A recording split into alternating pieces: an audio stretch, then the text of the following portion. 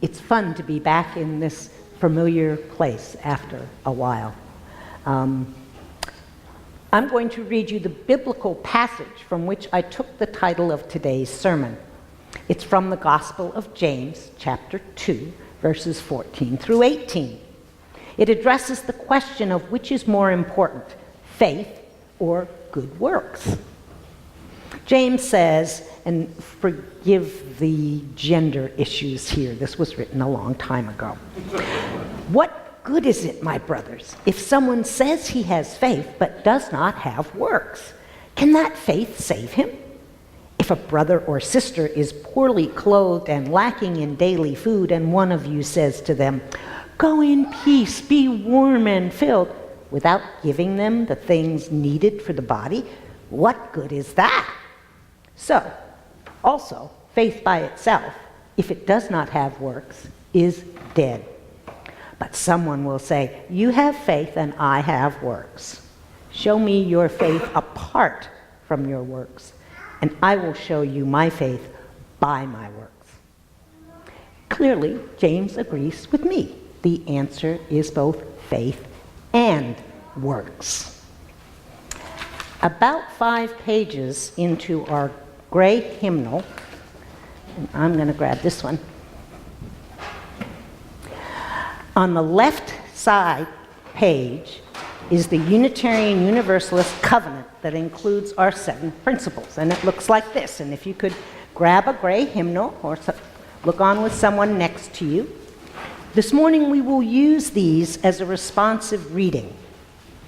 We will all read what I think of as the preamble that's in the big type, and then the people on this side will read the first principle, and then the second over here, third, fourth, fifth, sixth, and then we will all read the 7th one together.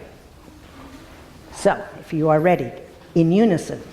We, the member congregations of the Unitarian Universalist Association, covenant to affirm and promote the inherent worth and dignity of every person, justice, equity, and compassion in human relations, acceptance of one another, and encouragement to spiritual growth in our congregations, a free and responsible search for truth and meaning, the right conscience and the use of the democratic process within our congregations and the society at large, the goal of world community with peace, liberty, and justice for all.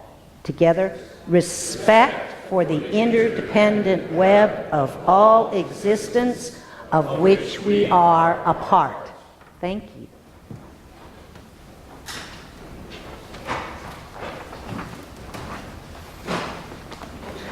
Two components of any religion are faith and works. Works being what you do to live out the values of your faith. I would agree with James that faith without works is dead. I take that to mean that just having beliefs isn't really a viable faith. Only when our faith translates into actions, when we engage with the world, do we have a living faith, a living tradition. James says people will know his faith by his works. They will know what he believes because they will see what he does with his time and energy. Our Unitarian Universalist faith is inextricably intertwined with works, as we were reminded in Tom Belot's piece that Robin read. It's good to keep in mind that those Unitarians and Universalist congregations have been actively promoting our values and siding with love since before the UUA was created in 1961 when they merged. And we have been siding with love since then. We can be proud of our past role in abolition, suffrage, civil rights, and LGBT rights. What do we need to do now in today's world to side with love?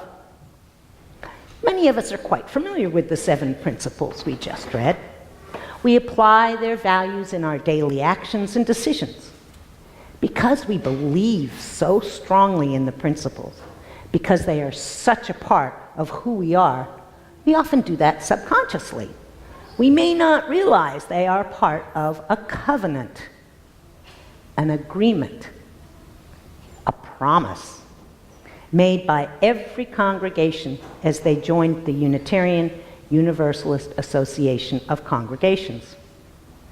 Some UU membership ceremonies include acknowledging this covenant and agreeing to affirm and promote the 7 principles we just read. Many do not.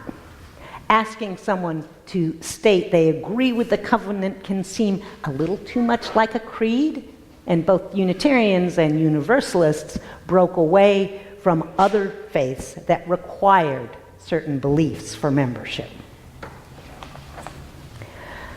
Our Unitarian Universalist faith alone is not enough to bring into being the world we want to have. We UUs are very good at affirming our belief in the values we hold. We do that in our congregations, in coffee hour, in small groups and committee meetings. We affirm our values when we cast our votes, if we've done our homework, when we talk with our children, our friends and acquaintances. We aren't quite as good at promoting those same values. Our covenant with other UUs is to affirm and promote our principles. What does it mean to promote the 7 principles? To promote something requires more than simple faith or belief. It requires doing something. Our covenant calls us to action, the kind of action we hear when we listen to the voices of past Unitarians, Universalists, and Unitarian Universalists who have promoted our values by acting, by actually doing something. Those of you who are Unitarian Universalists here, you wouldn't be here unless you felt comfortable with the fact that every UU congregation has covenanted that we affirm and will promote the 7 principles, which guide us in how to treat each other and the universe well. Let us look at the question posed by Reverend Beloved. Where do we get the motivation, courage, and commitment to side with love and not just sit on the sidelines? Martin Luther King Jr. said, "Faith is taking the first step." Note, that's an action word, the first step, even if you don't see the whole staircase. There's no doubt that our Unitarian Universalist faith must include works to be a living faith. Faith and action go hand in UU hand. You truly cannot have one without the other. One of the lessons we were taught in seminary was that a minister's job is to comfort the afflicted and afflict the comfortable. The next bit tends toward the second and may be hard for some of you to hear. I'm nudging you to put your UU beliefs, your time, your energy, and yes, your money into action. If we are to realize the prospect of the beloved community we yearn for, we must act. We cannot promote our values unless we get out in the world, act and interact with others. It is by our works that we and others will understand the strength of Unitarian Universalist faith. Okay, yes, you may be thinking, I do have these strong beliefs about people in our universe, and I do want to help make the world a better place. So what do I do? Haha. The UUA has developed a resource for congregations called Soul Matters that highlights and provides readings and discussion points for a different concept word each month. As you can see from the outside of your order of service, January Soul Matters theme is integrity. If we have faith in the 7 principles and look at what is happening in our country with the eyes of integrity, thinking about our values, we know that our country is becoming a place where our values are being upended. This past summer, I returned to South Africa, where I had served in the Peace Corps from 2011 to 2014. And for the first time when I was abroad, I was not proud to be an American. With our fifth principle, we covenant to affirm and promote the use of the democratic process in our congregations and in society at large. It's not always easy to act on our values. We genuinely believe in affirming and promoting the inherent worth and dignity of every person. If we do, then are we being true to our faith if we do nothing? If we stand by while so many people are being treated as if they have no worth and are left with little dignity? As Edmund Burke, an 18th century British philosopher, wisely said, "The only thing necessary for the triumph of evil is for good men to do nothing." I know, you may be saying to yourself, but I have so many other things I need to do. It's so easy to get wrapped up in the details of living that there hardly seems any time. And there are so many things I should be doing to act on my faith. In Friday's Concord Monitor, there were 5 or 6 articles on things that caught my attention. Each brought an immediate response of, "Oh, I really want to." How can we decide what needs our energy the most? One thing to know is one person cannot do it all. There are other drops working on the values we, as individuals and a congregation, care about. There are other people in our denomination who have jumped in the bucket. In New Hampshire, we have a statewide Unitarian Universalist Action New Hampshire organization. Where was I? I'm here. Since shortly after the 2016 election, I've been a founding member on the leadership team, or the board, of UU Action New Hampshire.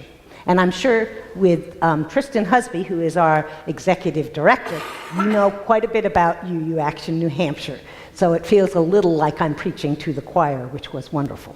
But we have new brochures, which I will leave with you. Our mission is to amplify Unitarian Universalist voices and values throughout New Hampshire.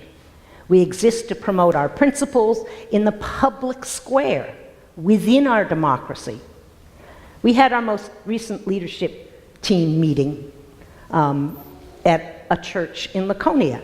We move around from one church to another to try and find out what churches are doing.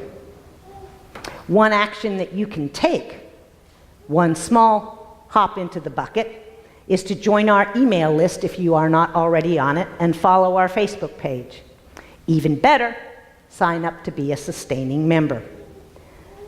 The UU Church of Nashua is already a member congregation, having paid the annual dues of $2 per member each year. Thank you. And if you decide to join our email list, be sure that you will not get inundated. A couple of emails a week at most.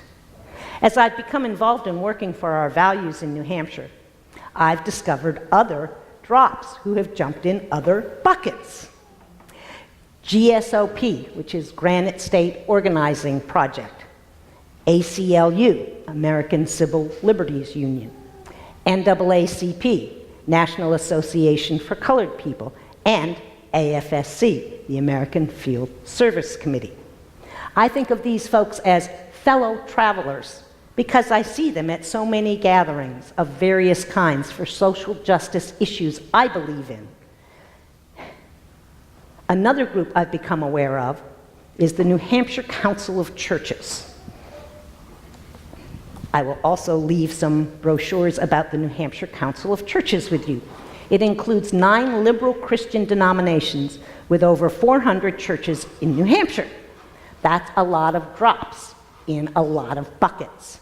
And serving on the board with me is your minister, Allison Palm, and she is currently the president of the New Hampshire Council of Churches. It's another group that works with us to help promote values similar to ours.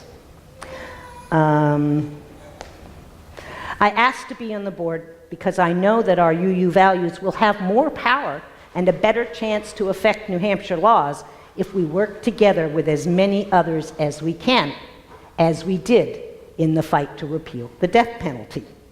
We may not agree on everything, but we've got to work together and act together to have an effect.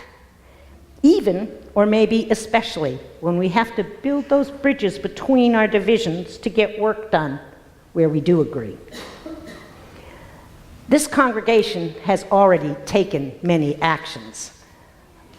It's already been shared about the work that you've done with the Bail and Bond Fund. I know that you did a lot about civil rights, looking at a minister from this congregation's past who was ignored, belittled, and I'm sure there are many other things that you are now doing that I am not aware of. Other ways of acting to support our values are that even more of you than already do, thank you for those of you who have, show up for legislative days and workshops. Write and call your state and federal representatives. Write a letter to the editor of your local paper. We need every drop in the bucket we can get to act for UU values. Knowing there's so much we could do to further our values is part of it's really not easy being UU.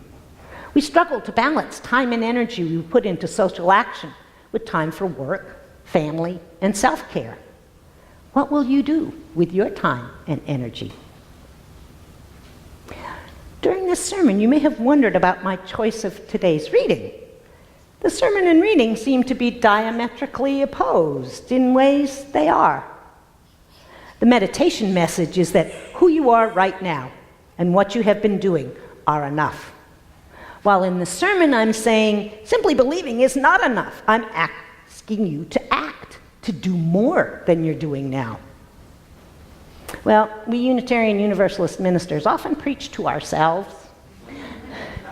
These two messages reflect a struggle that I have lived with the past few years. I have two opposing motivations. One is that I want to see the beloved community and know how much work needs to be done to create a more just world. I want to spend every minute of my time and every bit of my energy to making it so. That's the louder, stronger message I hear. After all, I am a true New England Yankee, although a Red Sox fan. Maybe next year. My other, currently growing motivation comes from the realization that always thinking and doing leave little time for being. We can get so busy doing, that we lose sight of the search for truth and meaning. I'm learning to take more time to be present and explore the being side of truth and meaning. This entails taking time to be in my home, with my family and friends, with myself, doing things that bring me joy. But when I plant garlic in my garden, or do a jigsaw puzzle, or spend an hour reading the Concord Monitor and drinking coffee, I feel a little bit guilty because I'm not out there making the world a better place. Each of us will find that balance point. And when we do, it will be enough. Being Unitarian Universalist today means not only having UU beliefs and values, but includes putting your time and energy into actions that help promote those values in the wider world.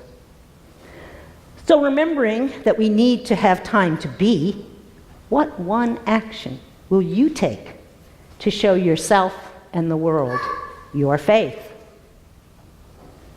Be Higgins, or one of the drops that joins him. You can't do it alone. You don't have to. There are many others joining together to make a difference. What will your drop contribute? What can you commit to? Know that when you do listen to those voices in your heart and soul and act, whatever you do will be enough, especially when it is lit by the fire of commitment to our Unitarian Universalist values. And now we get to join our voices together in one of my favorite hymns, number 1028 in the Teal hymnal, Fire of Commitment.